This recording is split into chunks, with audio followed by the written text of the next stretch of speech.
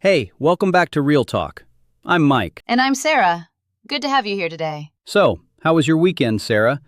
You look slightly alive. Oh, barely. Barely alive. Friday night, I told myself, just one episode. One!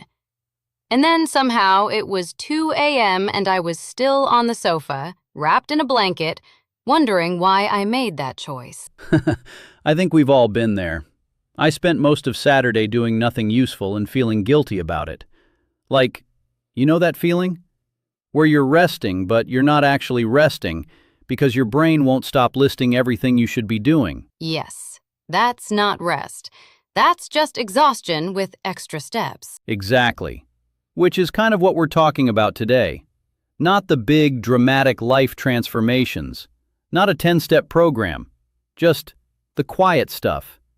The small mental habits that actually change how you feel from the inside. Yeah.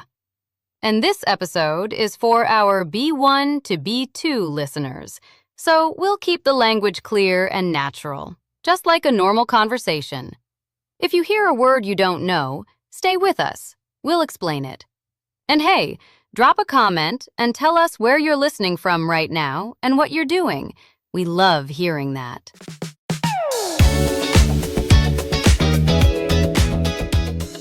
Okay, so, Monday mornings. Already? I know. But here's the thing. I used to wake up on Monday and before I even opened my eyes, my brain was already listing. Problems. Emails. Things that went wrong last week. Things that might go wrong this week. That's called dwelling on something. To dwell on. It means to keep thinking about something, often something negative, again and again. You kind of get stuck on it. Right. And I didn't even realize I was doing it at first. It just felt like normal. Like, of course you think about your problems. What else would you do? And then your phone. I do this thing where the very first thing I do in the morning is check my phone. And I always feel worse after. Every time. And I keep doing it. Because there's something almost comfortable about bad habits, right? They feel familiar. But here's what I started to notice. I couldn't always change what I felt. Some mornings the gray feeling was just there, but I could change what I did next. Say that again? I can't always change my mood, but I can change my next 5 minutes. So, phone down, walk to the window, look outside for 1 minute, put on one song, something I actually like, make breakfast slowly, then a 10-minute walk, even if it's cold. That's it? That's it. Not big, not dramatic, just one small seed. I love that image. Because your mind is kind of like a garden, right? Weeds, negative thoughts, they grow by themselves. You don't plant them. But anything good, anything that actually makes you feel more like yourself, that takes a small, conscious choice. A seed you put in yourself. And here's what I realized.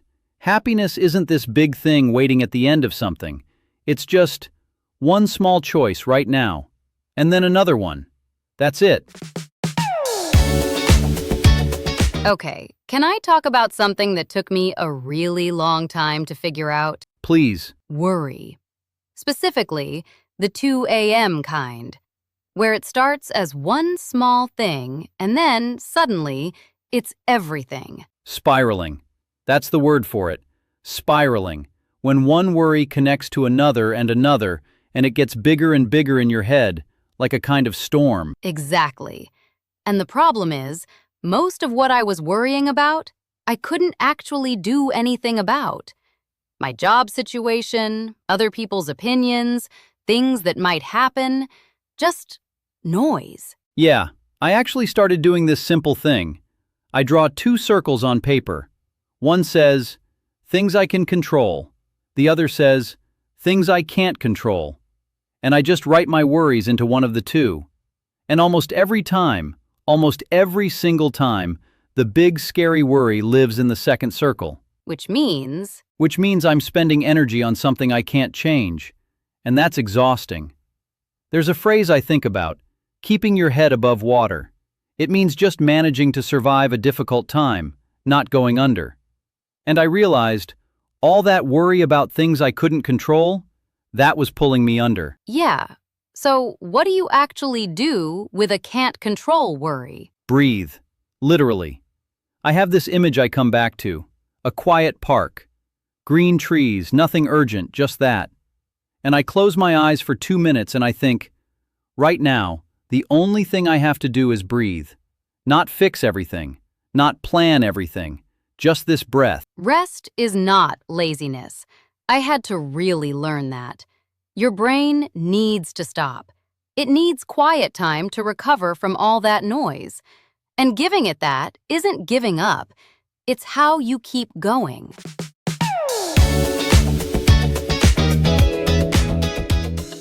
Can I ask you something? Have you ever been in a rut? Oh, I lived in a rut. I had a whole apartment in a rut. Stuck in a rut. It means you're in a routine that feels boring and impossible to change. Same days, same feeling, no forward movement. That was me about 2 years ago.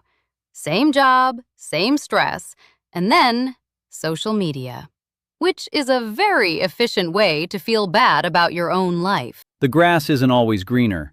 The grass looks better on the other side of the fence, but when you get there, it's the same grass. Exactly. And the thing that finally changed something for me, it wasn't a plan. It was one sleepless night where I asked myself honestly, what am I actually afraid of? Not what's wrong. What am I afraid of? That's a different question. It's a completely different question. And the answer surprised me. I wasn't afraid of failure. I was afraid of trying and it still not being enough. So I made 3 goals. 1 for my health, something small. 1 for my work, something honest. 1 for my heart, a relationship, a friendship, something that matters. Not huge goals, just directions, like headlights in fog. I love that. You can't see the whole road, but the headlights show you enough. You just drive to the edge of the light, and then the light moves with you. And the other thing? No punishment. If I missed a day, I didn't spiral into guilt. Kind goals, not perfect goals. Your brain does better when it's working with you, not against you. I want to talk about something a little harder. Pain. Not the dramatic kind, just the quiet, heavy kind. Yeah. I went through a breakup a while back.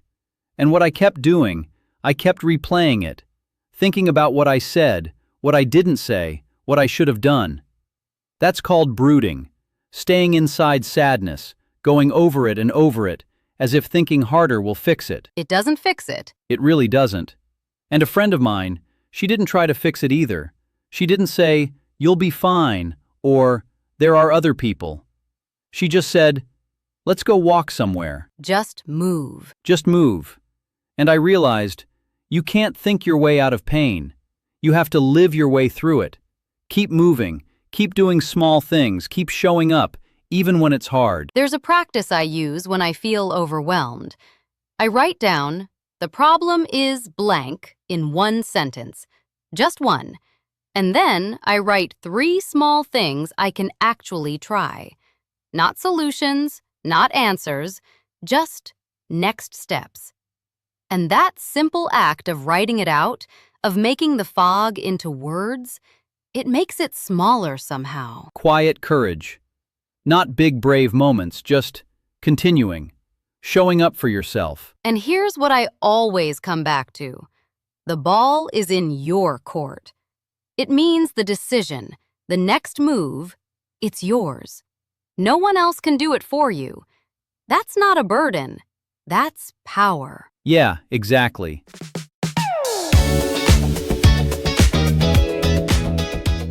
So, what's the takeaway today? 1 small thing. That's all. Not a new life, not a transformation. 1 seed. 1 step. 1 honest question. Your brain is not broken, it's just tired.